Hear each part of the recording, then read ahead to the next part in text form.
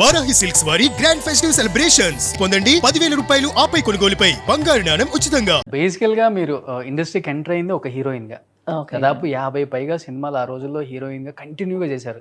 That అందరు స్టార్లతో, శోభన్ బాబు గారు, ఎన్టీఆర్ గారు అందరితో చేశారు. First cinema I think Shobhan Babu గారు మీరు వర్క్ చేసింది యాజ్ ఎ హీరోయిన్ గా. ఎలా అనిపించేది ఒక హీరోయిన్ దగ్గర నుంచి వెంటనే చాలా షార్ట్ టైంలోనే ఒక క్యారెక్టర్ ఆర్టిస్ట్గా మళ్ళీ వచ్చేసారు? ఈ హీరోయిన్ అండ్ ఈ క్యారెక్టర్ ఆర్టిస్ట్ ఈ రెండింటికి చాలా వ్యత్యాసం ఉంటుంది. ఇండస్ట్రీలో ఇచ్చే మర్యాద కావచ్చు, రెమ్యునరేషన్ కావచ్చు, ఆ హుందాతనం అనేది డిఫరెంట్గా ఉంటుంది.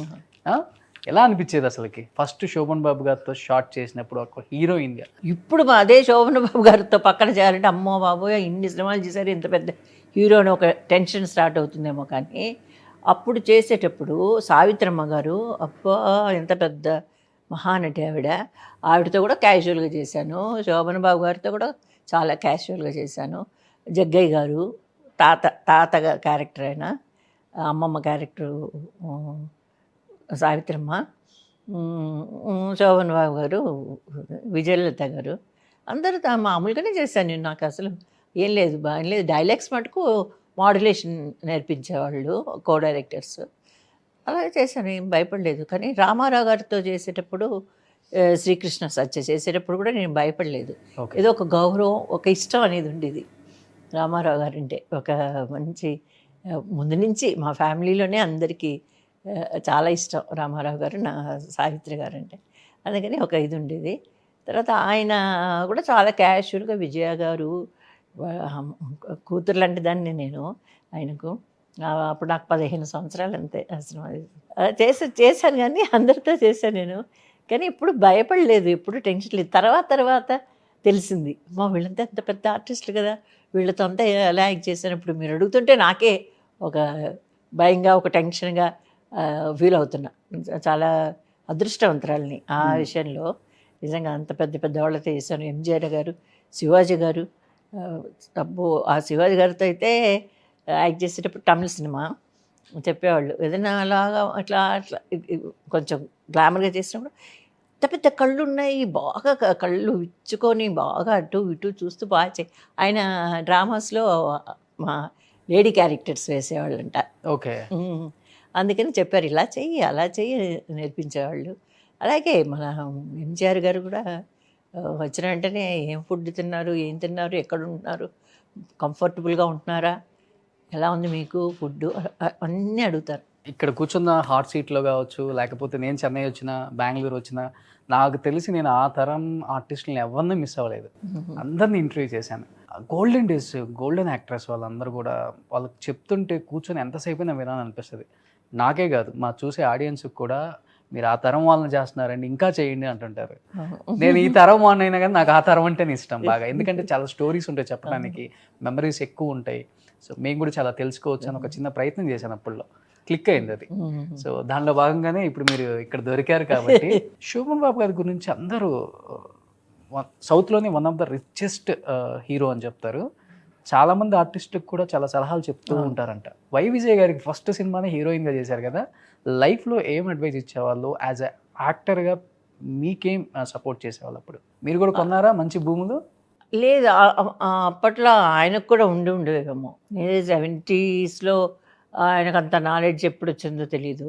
తర్వాత కూడా మళ్ళీ చేశాను నేను. ఆయన మళ్ళీ సెకండ్ ఇన్నింగ్స్ హీరోగా చేసేటప్పుడు విజయశాంతి గారితో అందరూ వాళ్ళు చేసేటప్పుడు మళ్ళీ కూడా నేను ఇంత వర్క్ చేశాను. డైట్ గురించి ఎక్కువ మాట్లాడేవాళ్ళు. ఆయనకొని ఇద్దరు ఫ్రెండ్స్ ఉండేవాళ్ళు. వాళ్ళు వచ్చేవాళ్ళు, వాళ్ళతో కూర్చొని వాళ్ళతోనే కాలక్షేపం. డైట్ వచ్చి ఏదో 11 o'clock కొంచెం అంత కప్పులో ఒక పొంగల్ అలా వచ్చేది. లంచ్ ఏం చేసేవాళ్ళు తెలీదు. ఈవినింగ్ మళ్ళీ ఒక కాఫీ ఏదన్నా అలా డైట్ మెయింటైన్ చేసేవాళ్ళు. కానీ వాళ్ళకి మిగతా వాళ్ళు అందరికీ చెప్పింది ఏంటంటే, భూమిలో మనం మన ఇన్వెస్ట్మెంట్ పెడితే అది ఎప్పటికైనా గోల్డ్ లాగా మనకు. ఎందుకంటే మనుషులు పెరుగుతుంటారు కానీ భూమి ఉన్నదే కానీ భూమి పెరగదు. ఎంత ఉందో అంతే ఉంటుంది. కాబట్టి మనం ఎక్కడ కొన్నా కూడా దానికి విలువ. మనుషులు పెరుగుతూ, జనాభా పెరుగుతూ ఉండగా ఎక్కువ స్థలం అవసరం అవుతుంటుంది. కాబట్టి ఆ స్థలాన్ని కొనిపెట్టుకుంటే ఎప్పటికైనా అది మనకు యూజ్ అవుతుంది అనే విషయాలు ఆయన చెప్పారని అందరూ ప్రతి ఒక్కరూ చెప్పేవాళ్ళు. నాతో అయితే నీ వయసు ఎంత అని అడిగితే నాకు ఒకటే భయం. ఎన్ని సార్ 13 సంవత్సరాల, నా వయసులో సగం వయసు అన్న ఉండదు అంటే అప్పటికి ఆయనకి 36 సంవత్సరాలు అనుకుంటా. 18 సంవత్సరాలు ఉండదు అన్నారు. 18 లేదు సార్. అబద్ధం చెప్తున్నావా? లేదు సార్, నిజమే చెప్తున్నా సార్ అని అలా మాట్లాడేవాళ్ళు. కానీ యాక్ట్ చేసేటప్పుడు భలే చేస్తున్నావే, తినేస్తున్నావు నువ్వు, ఇన్ని ఎక్స్ప్రెషన్స్ అన్నీ ఎక్కడి నుంచి వచ్చాయి నీకు, ఇంత బాగా చేస్తున్నావు, అలా వెనకల నుంచి అలా కౌలించుకుంటే అలా చూడమంటే అలా అలా చూసేదాన్ని. ఇవన్నీ తెలియవు, ఊరికే వాళ్ళు డైరెక్టర్ అలా చెప్తే అలా చేసేదాన్ని అంతే. రియల్గా ఫీలింగ్స్ ఇది అదంతా మనకి ఏముండదు. ఏముండదు.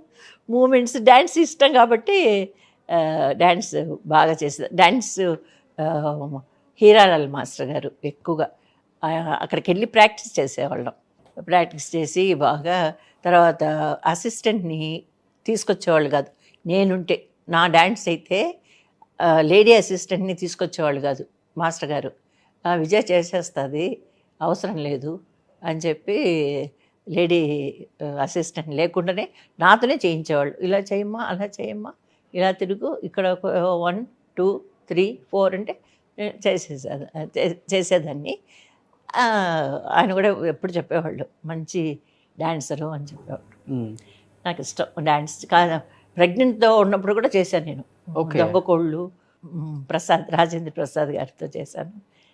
3-4 సాంగ్స్ కూడా చేశాను ప్రెగ్నెంట్గా ఉన్నప్పుడు కూడా. ఇప్పుడు మీరు అన్నారు డాన్స్కి పెట్టింది పేరు ఆ రోజుల్లో, మీరు నాకు బాగా తెలుసు అండ్ ఈ గెటప్ చూస్తేనే నాకు అర్థమవుతుంది.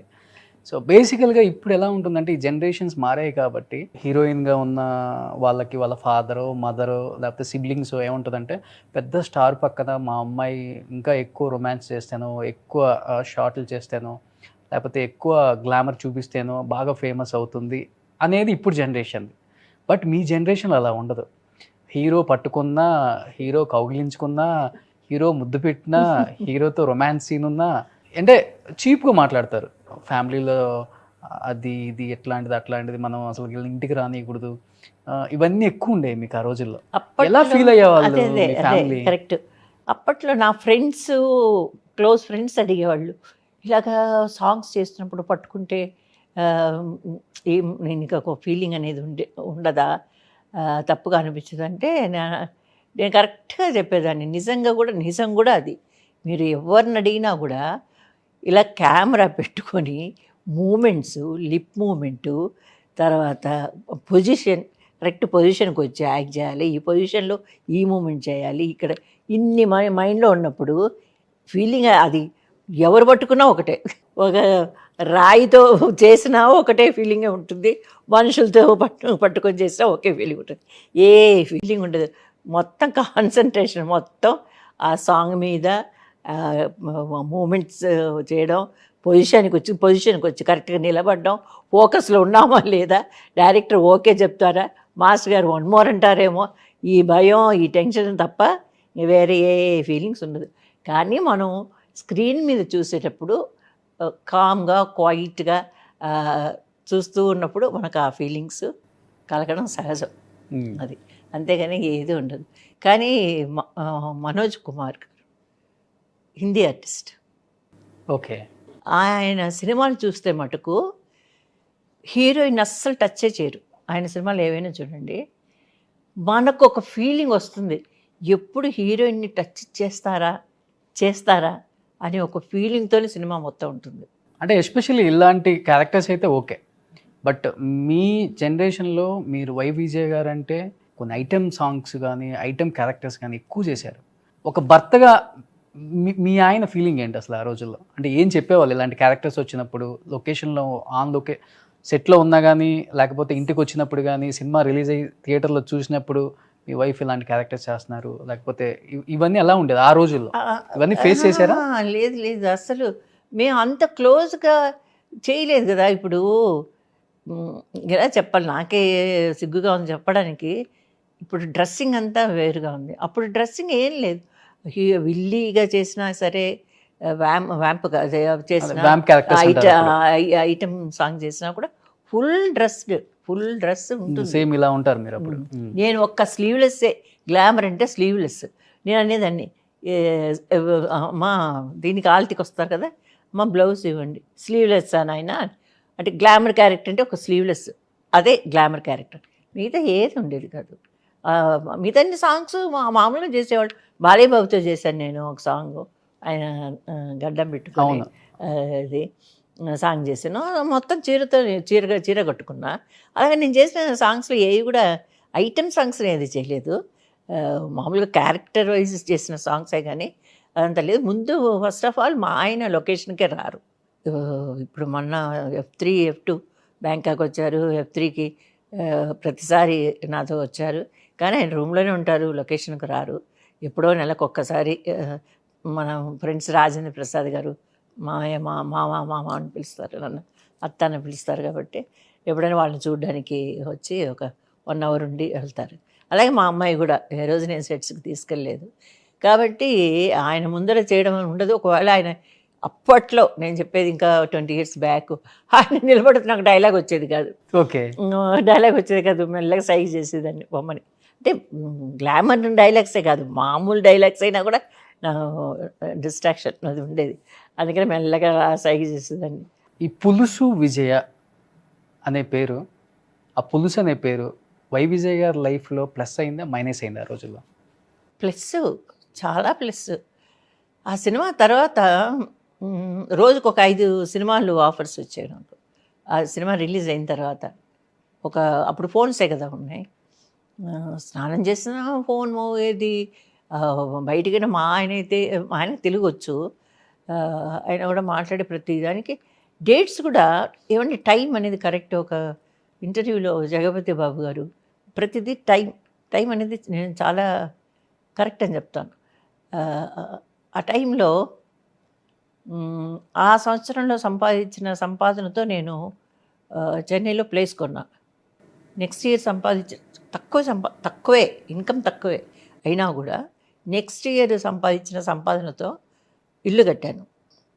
అంటే ఎంత బిజీగా నేను చేశాను. మహాబలిలో గోపాలుడి తర్వాత ఎన్ని సినిమాలు, 5 సినిమాలు వస్తే 5 సినిమాలకి డేట్స్ కరెక్ట్గా అడ్జస్ట్ అయ్యేవి.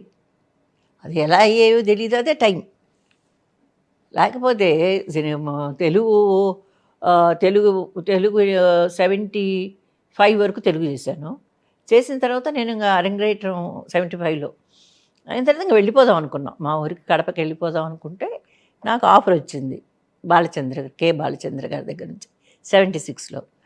అప్పుడే నేను కరెక్ట్ అదే నేను ప్రొఫెషన్గా నేను ఫీల్ అయ్యింది ఆ సినిమా తర్వాతనే. ఎందుకంటే ఆ సినిమా హిట్ అయిన తర్వాత బోల్డ్ సినిమాలు వచ్చాయి నాకు, చాలా చాలా చాలా సినిమాలు వచ్చాయి, చాలా క్యారెక్టర్స్ వచ్చాయి. కామెడీ చేశాను, వ్యాంప్ చేయలేదు. తర్వాతనే మన్వాసిని నేను కొంచెం గ్లామర్ చేసింది. అంతవరకు అన్ని క్యారెక్టర్స్ చేశాను, బాగా చేశాను. బట్ ఈ ప్లస్ అయ్యింది పులుసు అనేది. నా సంపాదన కూడా పెరిగింది. అది వచ్చి ఓన్లీ తెలుగు ప్రొడ్యూసర్సే. సూపర్. సుమన్ టీవీలో మీ పర్సనల్ అండ్ బిజినెస్ ప్రమోషన్స్ కోసం కింది నెంబర్కి కాంటాక్ట్ చేయండి.